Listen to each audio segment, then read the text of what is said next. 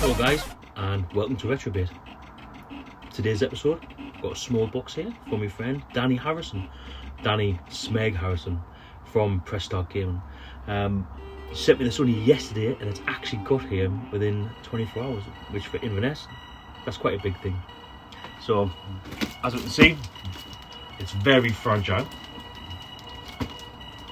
And it says open this side first. So, let's go. Sent Danny down a box of bits and bobs of the day that I think he's, well, I hope that he's quite happy with. All sorts of goodness in there. And he sent this back. So I've pretty much got no idea really what was in here. So I'm looking forward to this, guys. I'm just going to take the top off completely. Try not to cut through anything. But seeing as it says open this side first, I best do as I'm told. So here we go. Oh, Danny boy, what we got here? Looks busy. There's a good bit of weight to that. I thought there was something Xbox in there then. Not that I'm anti-Xbox, guys. It's just I've never, I just can't collect Xbox. Literally, that is my shelf for my games. I've got to try and keep it in control. Obviously excluding hit spots. So, nice. First things first, we have a sexy NES controller. Now, I don't know if any of you guys have seen any of my previous videos, but I do like to turn these into Atari style controllers for like Commodore 64, Amiga, Speccy. I'm not sure whether they work on Amstrad or not. So I'm not sure if this is a gift for me or whether this is a task for me to turn into one of them controllers for Danny. I'm kind of thinking it's the second one. But anyway, I'll enjoy doing it. It's good crack. Basically, I need to find a knackered joystick controller, and then we just get rid of that, put the Atari style on the end, bit of shenanigans inside, and away we go. So cheers, Danny, I think. Next, we have got a PlayStation 2, and I have got a few PlayStation 2s. This is one game I haven't got, but I have played it. Well, I played the original, and this is Tony Hawk's Pro Skater 3. Now, I played the first one. I did enjoy it, but I don't think I've had one since. So I've been looking forward to giving that a blast. I'm gonna have to dig out the old PlayStation. Oh, I say this every time. Like I'm surrounded by consoles, and yet I've still got like some just stashed away. And my PlayStation 2 is definitely one that was stashed away. However, I would love to get it to work on this. Not sure if many of you guys have seen one of these before. A PSX, only released in Japan. It's like a digital video recorder as well. PlayStation 2 and backwards compatible to PlayStation 1. Might only play Japanese games, so well, probably will do. So I might struggle to get that working on here. But this is a future project. I want to try and get that working.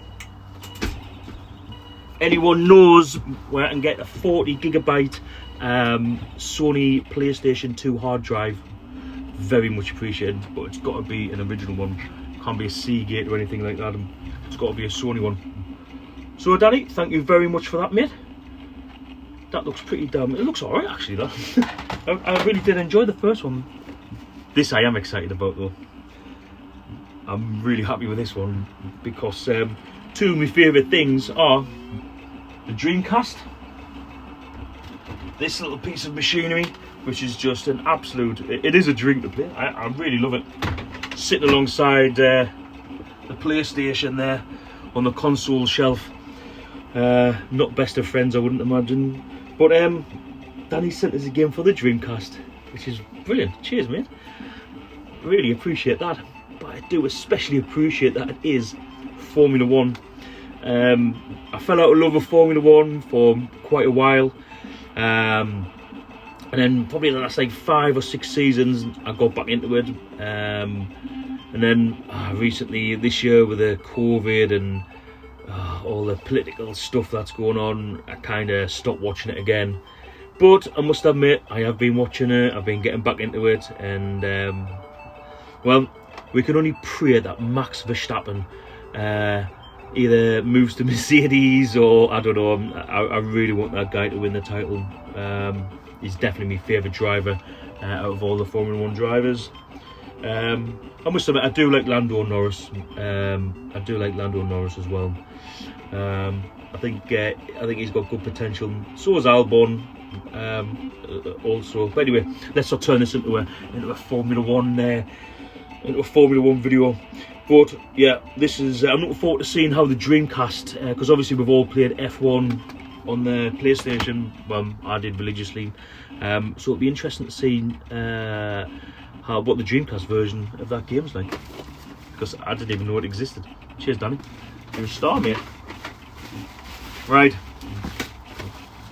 Second layer. This is like one of them biscuit tins. You know, like the biscuit tins when you eat the first layer, and then you're like, oh shit, there's any biscuits left? And you open it, and you're like, yes, nice one. And then you notice that someone's took all the best ones already. Happens in my house all the time. Definitely not my wife though. Definitely not her. It's always the kids. Even if it is the wife, it's the kids. So layer 2, we're going back in time, guys. We're going back to the 1980s. We're going Commodore 16 style. We've got a bit of Crazy Golf there, an original Commodore release. I think that actually came with the system itself. Haven't played many Commodore 16 games. I did have my Commodore 16. I got a couple of cartridges for it, and then it just blew like the TED chip as usual. But I have got a working one again now. But my other one was in a lot better condition, so I need to do a bit of mission and mashing and make like a really nice one out of it. And then probably still on the mess for spares and repairs. Harbour Attack, again another one that was originally released in the box set, so all these will be getting a go. And this guy does not get around. Steve Davis is snooker. Steve Davis got married to a lass from Sunderland. My cousin Grant is mate with Steve Davis' son, which I didn't find out until I think Steve Davis was on The Jungle. So and they all like had Steve Davis masks on. I'm like, what's the crap like? Why do you love Steve Davis? It's like, oh, it's my mate's dad. Really? Okay.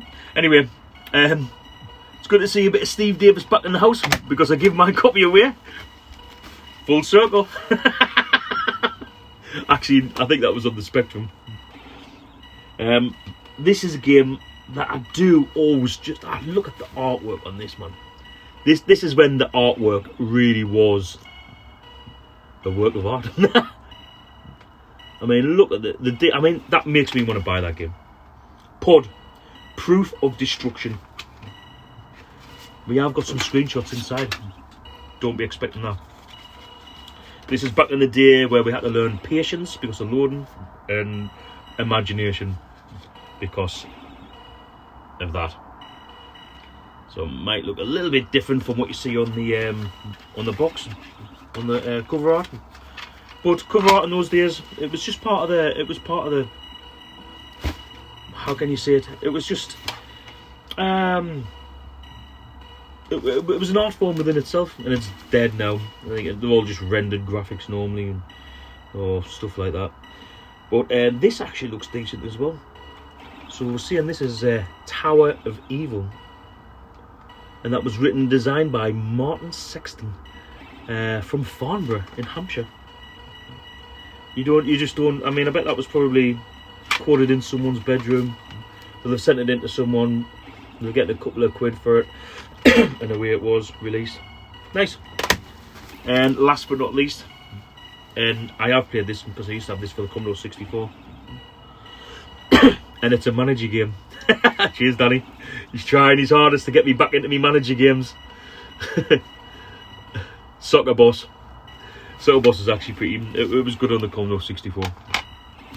So, oh my god, what is this he's put under here? Right, third layer. Okay, so now we're into cake territory. Biscuits have 2 layers, cakes 3. Is that a wedding cake? I think so. We've got some magazinage going on here. Oh my god, and there's even more in there. Mate, what? Too kind, too kind. We have the Switch Collector, is that? Switch Player magazine. I've not played this. Not played it, sorry. I've never. This is the first Switch magazine that I've ever read. I am getting a Switch for Christmas. Sorry, no, I'll rephrase that. The kids are getting a Switch for Christmas, so this will come in pretty handy for them, of course, not me, because it's for them. So this is a monthly Switch Nintendo magazine, Nintendo Switch magazine. So that's cool. Still yet to buy it. Still yet to buy it. I've been looking at that Oculus Quest as well, the wireless VR. Pretty much fancy that. Like that looks pretty damn cool. We've got another episode of there. Even I know that's Pikachu, and I know I'm absolutely bottom about Pokemon, but I recognise his little face, or fias, as I would say, because I'm from Sunderland. And then we have, oh, this is pretty cool. Oh, now I see why. We have got the definitive PlayStation cheats, tips, and solutions. But more importantly, if you look at the very bottom here, we can see that we've got the Resident Evil 2 Player's Guide. Full solution to Resident Evil 2, which in itself probably could fill a book because there's that many different ways you can complete the game and so on. I think he's just got that swap in there, just wipe my eyes. Because I'm crying with happiness here, mate. This is a cracking box. Layer 3. What on earth? Oh, he's got above and beyond. Now, I have seen this, but I can't remember what it is. It looks cool as anyway. But it looks like, is that a retro pie? Or is that a pie or something?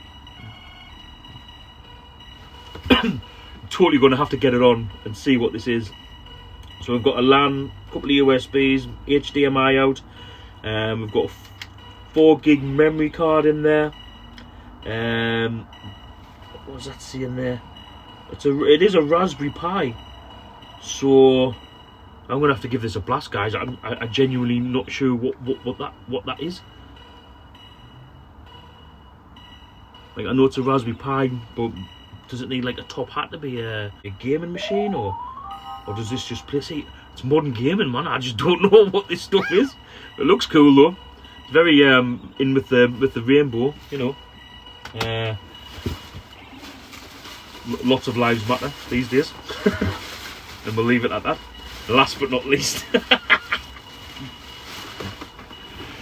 because Stone Cold said so. Now, a little bit of a story here. I did used to be into wrestling back in the day. I wouldn't say I'm into it now, but when there was a space of about a year and a half when I was in the army, I shared a room with a guy who was mental about wrestling. It's literally all Friday, all Saturday, and pretty much Sunday, and that's all that was on TV. Between The Rock, Stone Cold, Jericho, Eddie Guerrero, Triple H, The Rock. When they were kids or when they were younger, that was the best. But I genuinely believe that was the best.